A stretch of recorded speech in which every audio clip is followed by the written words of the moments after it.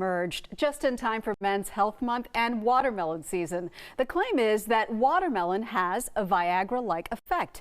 We are posing that question to functional medicine expert Dr. Cathleen Gerenger. Welcome to Bloom. We saw you there in that video. You like watermelon. Yes, I love watermelon, and it's so simple to turn it into a watermelon smoothie. Okay, let's address this claim first that it has a Viagra-like effect. Is there any truth to that trend? Well, it does in a way because of the citrulline, which is the white part of the watermelon. A lot of times we just throw that away. Yes, and that's where all the nutrients sits in there. And citrulline is an amino acid, and it's a precursor of what we call L-arginine, which helps to vasodilate blood vessels. So how do you incorporate the white part into something that is delicious? What we do is that we throw it into a smoothie, really easy, blender, put the watermelon in there and just blend it up with a couple ice cubes. What about nutritional benefits beyond these additional benefits that we're speaking of watermelon? Yes, watermelon is actually a natural diuretic. It also, the green part, which is the peel part that we usually throw away. I always say that Asians, we don't want to waste anything. So what we do is that the green part is where the vitamin A, vitamin C, potassium, and also what we call magnesium sits right in there. So don't waste that part too. What would you say to people who are listening to us and saying, okay, yes, she says it's true, it can have this effect. Can it substitute my daily medication? No. Okay. That'd be a lot of watermelon. Too much watermelon. Yes, and then also the red part has something called lycopene in it, what gives it the red.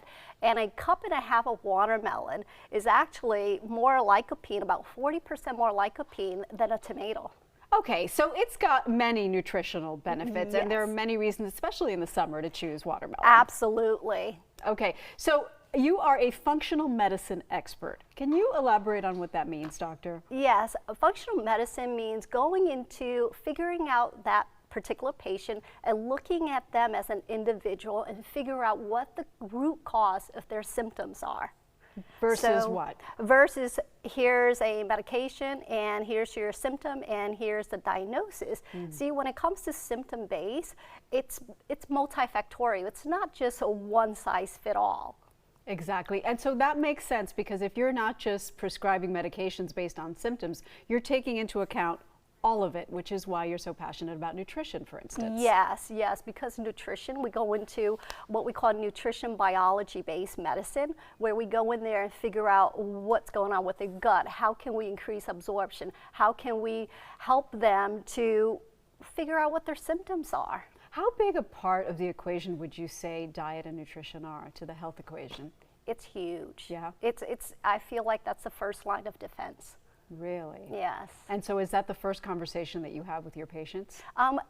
Actually, it depends on their age group. If they're younger and their gut microbiome, we don't have to put them on hormones or anything. It's like, okay, let's work with the nutrition. If they're about 20, 30, depending on their symptoms, then we kind of do the combination of both. Sometimes our menopausal patient base, we have to go backwards. We have to balance the hormones, help them with their mental clarity, then we work backwards and help them restore the gut health. All right, doctor. Well, lastly, what would you say to people who, who follow these TikTok trends like their religion?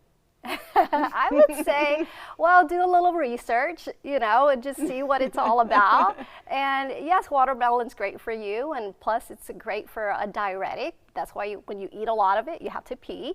But it's not the cure-all. All right, doctor, thank you. Appreciate you being here today.